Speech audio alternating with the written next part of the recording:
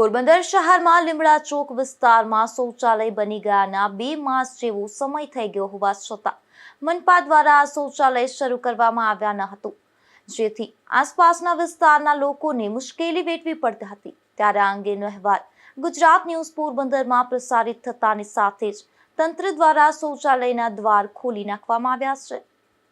પોરબંદર શહેરમાં થતા વિકાસના કામોમાં મહાનગરપાલિકા દ્વારા શહેરના અલગ અલગ વિસ્તારમાં જાહેર શૌચાલય બનાવવાની કામગીરી શરૂ કરવામાં આવી હતી, જેમાં પોરબંદર મનપા દ્વારા શહેરના લીમડા ચોક શાક માર્કેટ પાસે પણ શૌચાલય બનાવવાની કામગીરી થઈ હતી, પરંતુ આ શૌચાલય તૈયાર થઈ ગયા બાદ પણ 2 માસથી મનપા દ્વારા અલીગઢના તાળા લગાવી દેવામાં આવ્યા હતા, જેથી સ્થાનિકોને ભારે મુશ્કેલી વેઠવી પડી રહી હતી।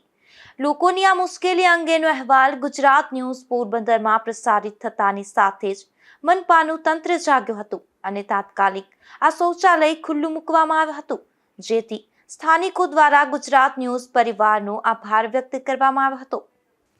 નિપુલ પોપટ સાથે અશોક થાનકી, ગુજરાત ન્યૂઝ પોરબંદર।